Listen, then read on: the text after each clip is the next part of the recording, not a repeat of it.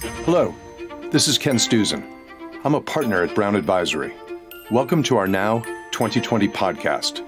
Now stands for Navigating Our World.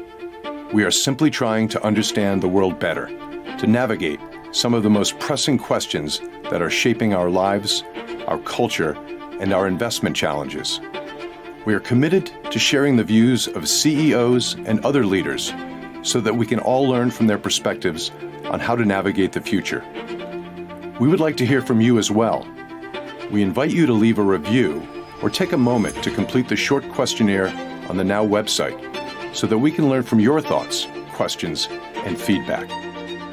As we look to the future, whether we agree or disagree with each other, the one thing we know for sure is that none of us can figure this out on our own. At Brown Advisory, we are focused on raising the future, and we hope these Now conversations will help us do just that.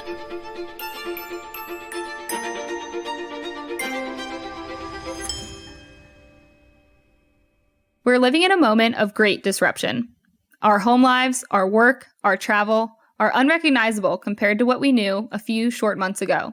And while we have always been dependent on technology and platforms, it has reached a new level during the pandemic. Microsoft Teams connecting businesses, Apple connecting family through FaceTime, Google connecting us to updates in our communities, Facebook connecting friends through social media, and Amazon connecting us to essential goods. We are more dependent on technology than ever before. We also live in a world where these 5 companies have a combined market cap of $5.5 trillion, making up over 20% of the S&P 500. It is nearly unheard of to spend a day and not interact with at least one of these companies. Big tech is in a position where they are serving as gatekeepers of how we communicate, access essential goods, and provide critical infrastructure for our data.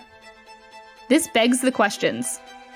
What role do platforms and social media companies play as arbiters of speech? How do we think about companies when they have more data than any government could ever obtain? What happens when companies fill foreign policy roles on the geopolitical stage that we never imagined? What happens when the market cap of a company is greater than the resources of a country? Technology is no longer a siloed issue of debate. It is ingrained in every sector in the ways we communicate, connect, consume, and collaborate. More than ever, the risks we are navigating are sight unseen. Information moving across the internet, and a pandemic traversing the globe, which leads us to some really difficult questions as a society. From data privacy to misinformation, these were difficult topics before current events, and they are even more challenging looking into the future. I'm Lauren Cahalan. I'm an equity analyst at Brown Advisory, and I want you to meet David Edelman. David is an academic and policymaker who currently directs the Project on Technology, the Economy, and National Security at MIT. I heard him speak at a conference last year, and I was captivated. So it is my great pleasure to welcome him to the podcast today. So David, I think a good place to start is around the topic of data privacy. This is something that all of us can relate to. Could you explain to us, where were we in this conversation pre-coronavirus, and then how has that changed? Well, the issue of data privacy is much more complex, I think, than most are really willing to give credence to. And the reality is that there's this ongoing contradiction. There was before COVID, and there still is, of how at least we here in the United States tend to, as far as we can tell on the polls, feel about privacy. You take a look at the polling and you see things like 9 out of 10 Americans feel like they've, quote unquote, lost control over their data. That's a lot of number. I mean, you can't get 9 out of 10 Americans to agree on almost anything. And yet 9 out of 10 feel like they've lost control of their data. And you can't blame them, right? I mean, statistically speaking, almost everyone listening to this podcast had their data breached in the last 3 years, whether it was in Target or now, Equifax. To the inside story of that massive Target data breach that touched as many as 1 in 3 American consumers. Meanwhile, Hershey says a data breach may have compromised the financial information of visitors to its amusement park, hotels, and other venues. The credit cards affected. Another day, another data breach.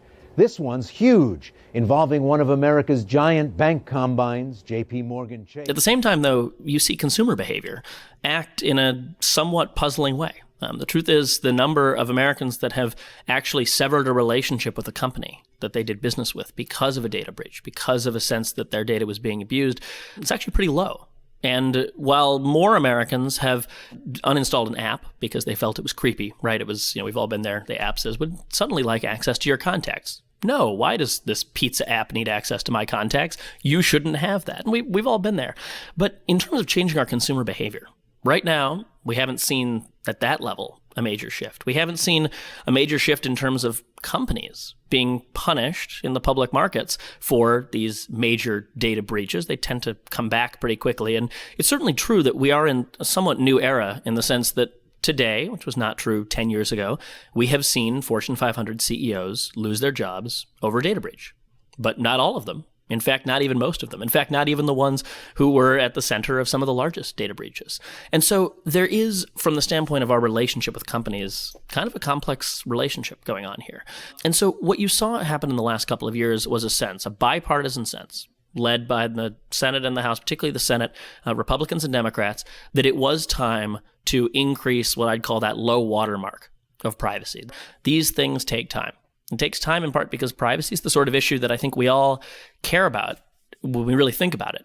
But for very few people is it dinner table conversation. And so it tends to consistently be pushed down in the priorities list. And so figuring out where that constituency is for privacy is a really important moment. And I think there are two. And one of them is ultimately influenced by COVID. The first is a concern about big tech companies generally. And this is, of course, the sort of flavor of the month, of the year, of the last 3 years. It might be of the decade. But this idea that there's concern about some big tech companies getting too big. And here, there's probably it's probably right to have some caution. Because if there was one market effect that we saw from GDPR, it's that GDPR actually had the perverse effect of concentrating the advertising market, not causing more and more entrants to come in. Why? Because it raised compliance costs. It raised the barriers to entry to being in aspects of the advertising market. But the second piece that I think is making people really wake up to just how important it might be to have fundamental privacy regulations here in the country is the fact that suddenly, post-COVID, in the middle of COVID, so much more of people's lives aren't just online. They've always been online for many people, but they're visibly online. There's something visceral and something real about the fact that suddenly the only way we can interact is mediated by these devices. And we're in the middle of substantial social movement as a result of what we are seeing on the streets, and much of that is transmitted by social media. It's also, in many cases, causing some real concerns about the contours of social media.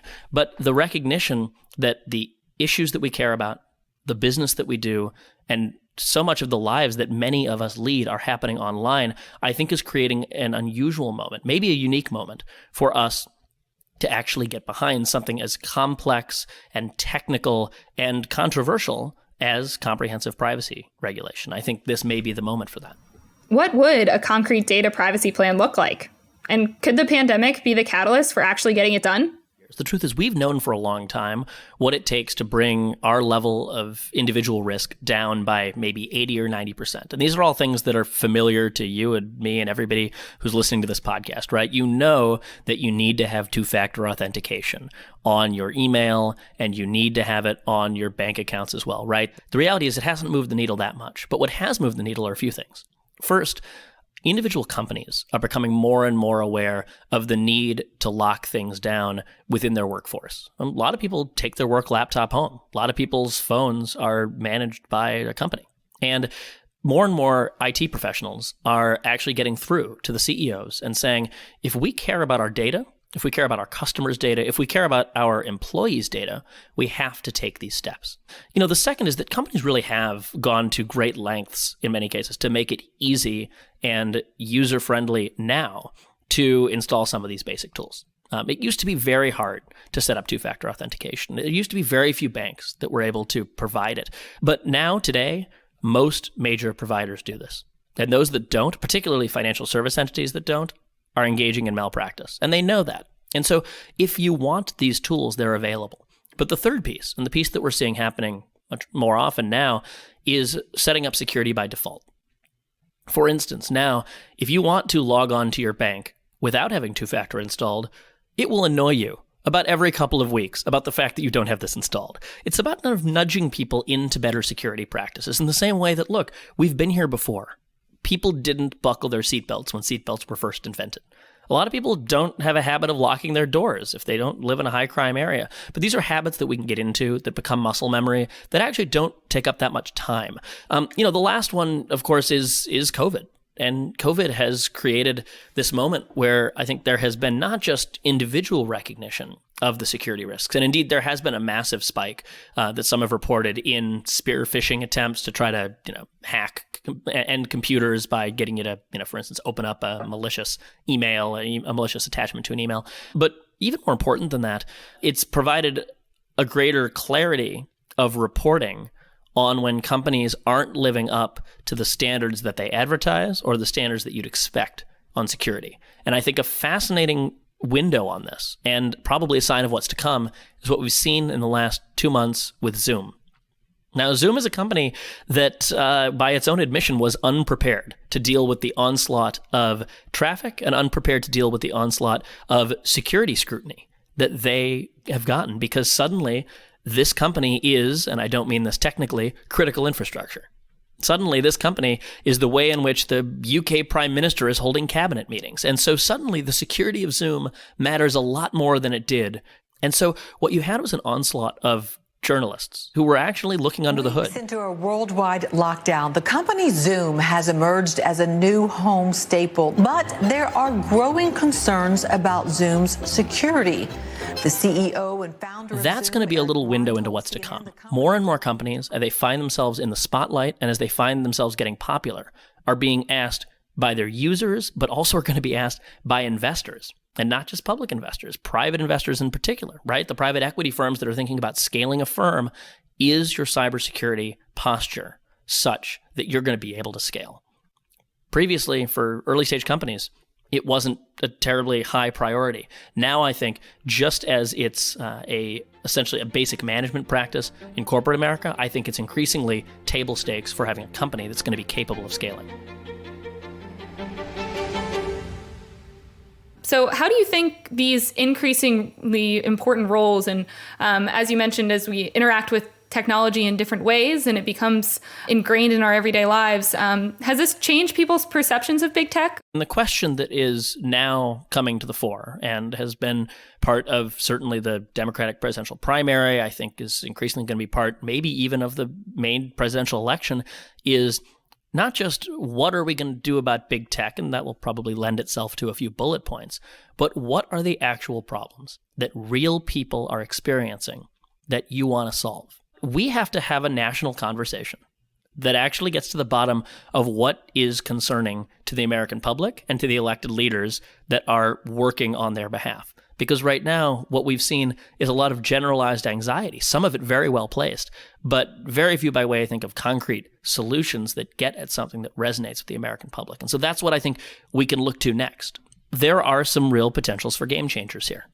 The truth is, for those of us that are spending time around researchers in machine learning and AI, for instance, some of those researchers feel like little data is the new big data.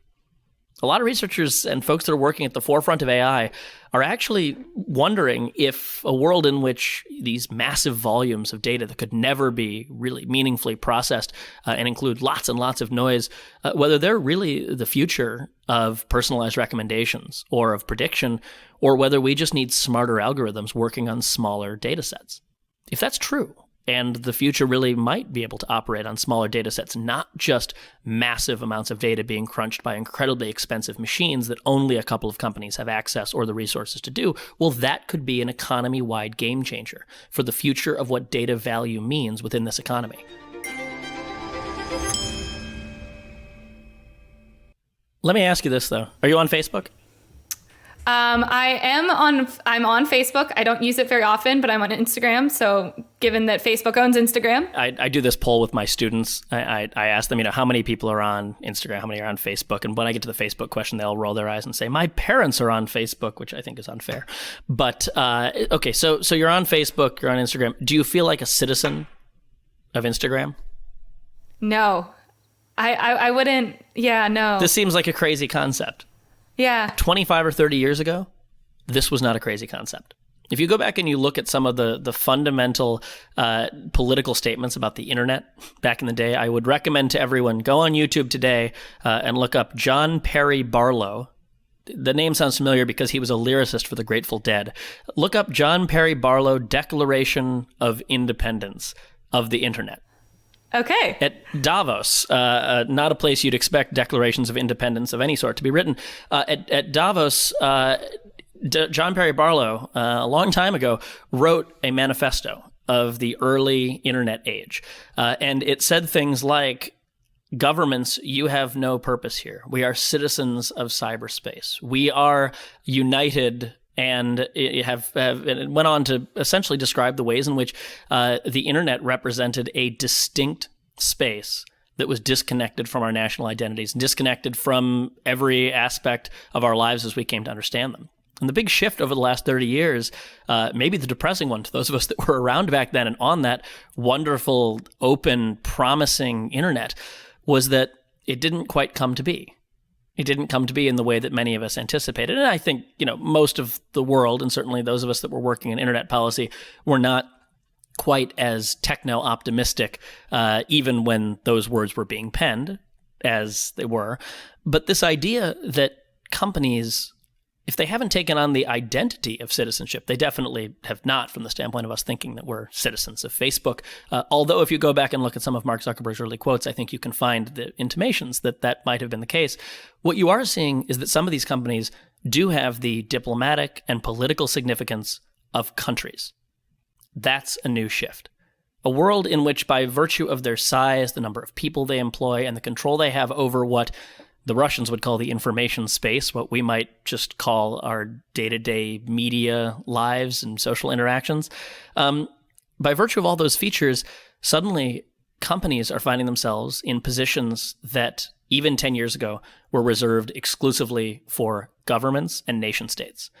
You're seeing it play out in the geopolitical context. After all, it was a Russian infiltration of Facebook and social media generally, Instagram, and I don't even know how this is possible, Pokemon Go? Somehow the Russians got into Pokemon Go, among others. It was just reported that even Pokemon Go was used by the Russian-linked election meddling effort. We should have seen this coming. No, we should have seen this coming. That was the place they decided to go to have this effect, not to the corners of Washington and Seattle, San Francisco, and New York, or try to get into the newsrooms of the various companies, not to try to start small political movements in meetings on corners or in church basements. No, the new version of that is to create those movements online. And you had unwitting Americans who, in many cases, attended rallies that were organized by some guy sitting in a windowless room in Moscow. That's nation-state level significance.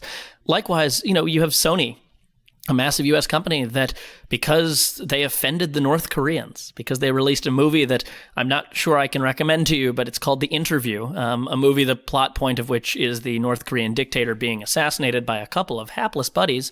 In that movie, it was so offensive to the domestic political constituency as filtered through the Kim regime of North Korea that they decided they had no choice but to engage in what was effectively a major cyber attack against a U.S. company. Today, Sony Pictures pulled the movie, including on DVD or on demand, according to Variety. Tonight, we're learning that federal authorities are ready to point the finger for it all at the North Korean regime. Think about that relative to the Cold War.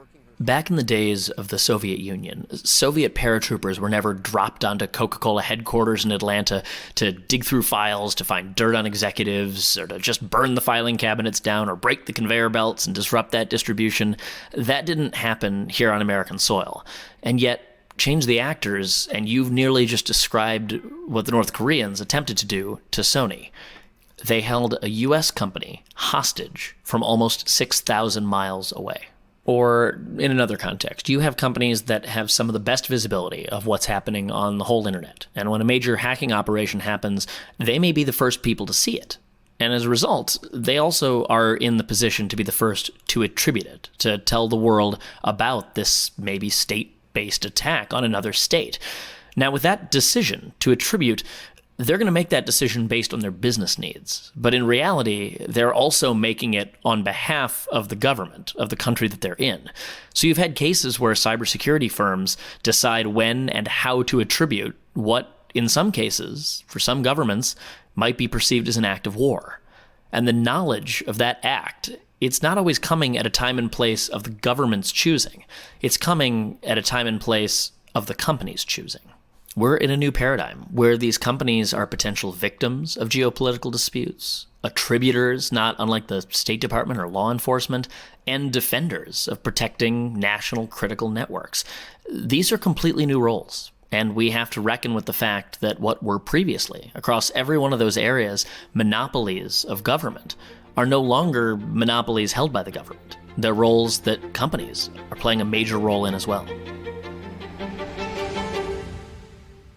I want to transition into a discussion on content moderation, misinformation, and kind of the role that these platforms play in kind of everyday society with the backdrop of, the 2020 presidential election coming up, coronavirus, and then you also have protests both in Hong Kong and the US. If you can make kind of international tie-ins kind of across the world of how these platforms are used, what content moderation means, and looking at misinformation moving forward. Sure. And look, let's start with an executive order penned by the president, designed to put attention on and maybe even motivate some enforcement around the way in which social media companies moderate.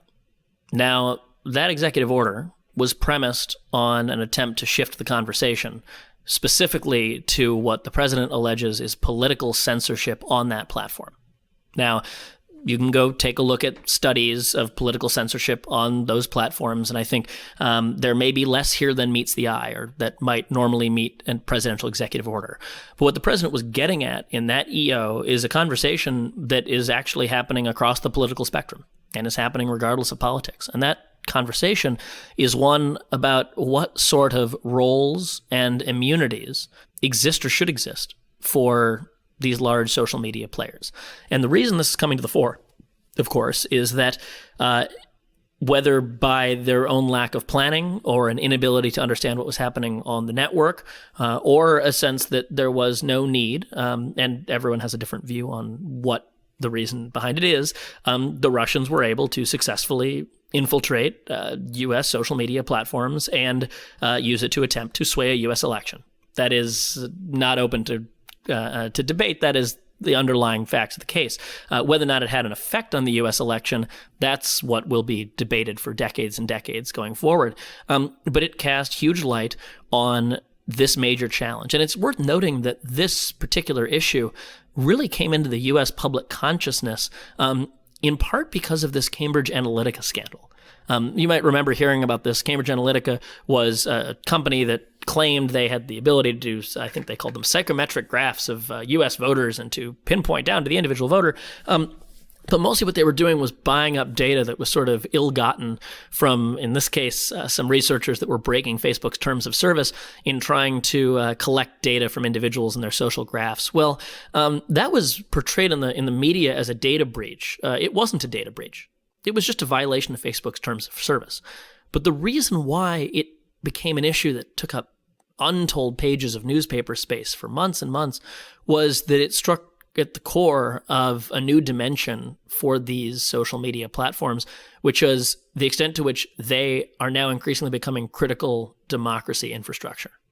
The way in which, and if you go back to 2008, Barack Obama would be the first person to say, and did in fact, that he believed his political movement could not have gotten off the ground had it not been for the internet, had it not been for social media. The other side of that is, I think the folks running the Trump campaign would have said the same. And so you have this incredibly powerful tool for communication, also for mobilizing groups, for finding affinity. And like anything else that helps people find affinity, it also creates real problems when we don't like those affinities.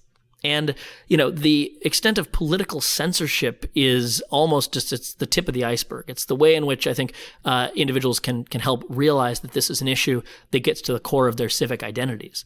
But what's bigger here is the question of how do you curate, how do you keep safe, how do you appropriately manufacture a product that people want to use that also becomes a principal medium of communication. I mean, just last night here in Washington, there was a image that was circulating on Twitter and Facebook and elsewhere of flames that were rising as high as the Washington Monument as part of these protests.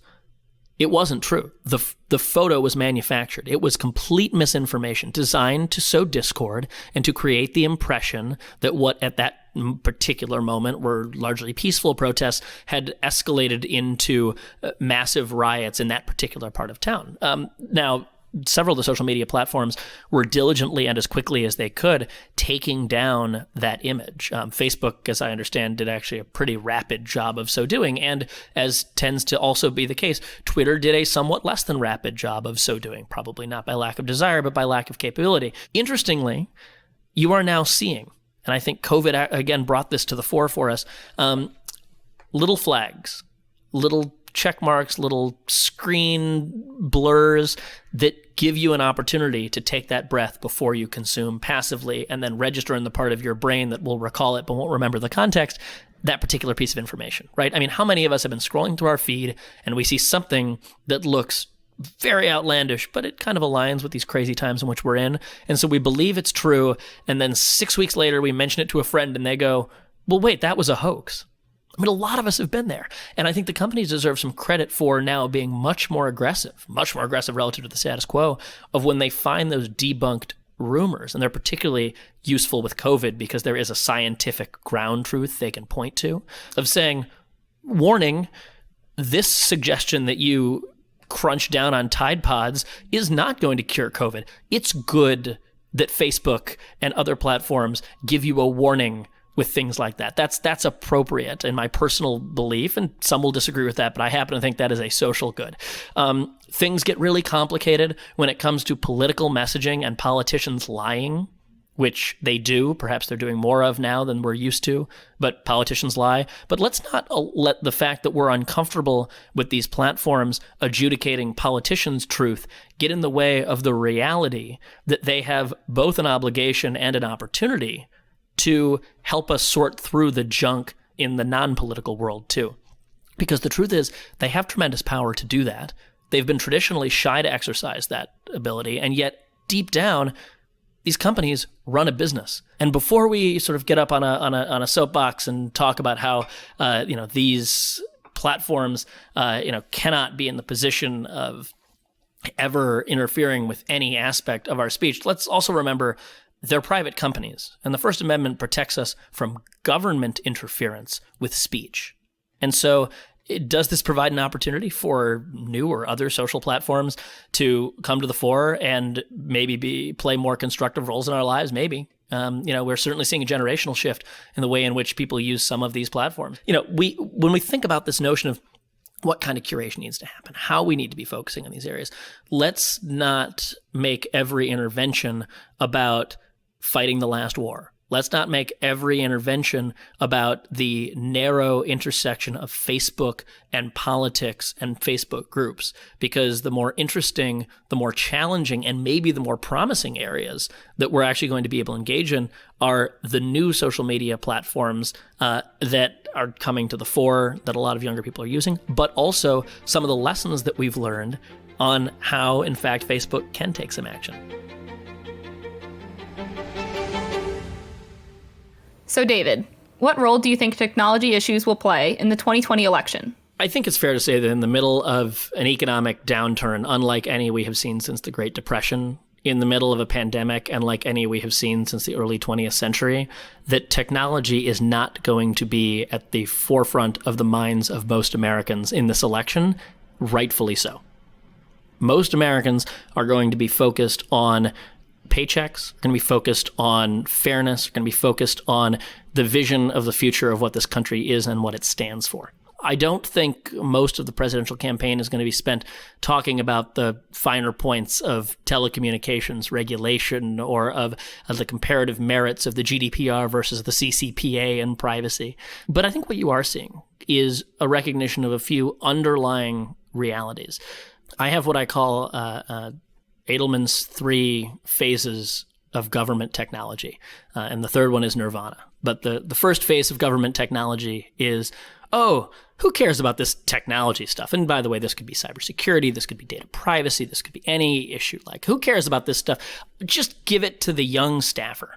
And so that government official finds the youngest looking staffer they possibly can and gives this issue to them, hoping to never see or hear from it ever again.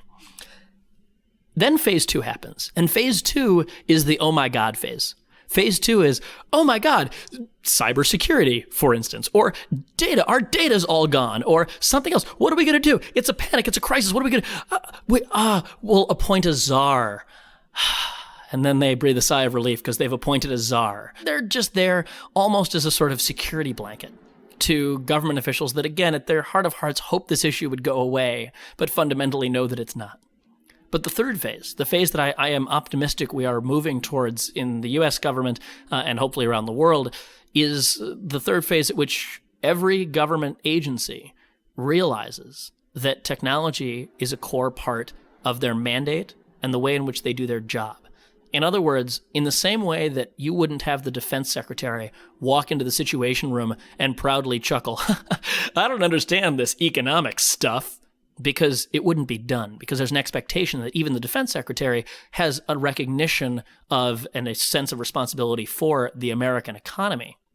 So too would you not have someone proudly walk into the cabinet room and chuckle, well, I don't understand this tech stuff. I have a kid over there for it. And that's where I think we can be headed and where we may be headed. I think increasingly we are headed as a society, whether we know it or not. Thank you, David, for walking us through that transition. It's really helpful to put these conversations into a broader context. All due to fantastic questions, so thank you so much. I appreciate it. As part of my role as an investigative equity analyst, I've spent the past year studying challenges facing the tech industry. From antitrust investigations to data privacy legislation and content moderation, these are complex issues. And it is conversations like the one we had with David today that provide us with an opportunity to challenge our thinking, condense fact from the vapor of nuance, and make informed investment decisions for our clients. Hello again. This is Ken Stuzen. Thank you for joining us as we continue this journey to seek out insights that help us to better understand our rapidly evolving world. If you enjoyed listening, we encourage you to subscribe to the podcast.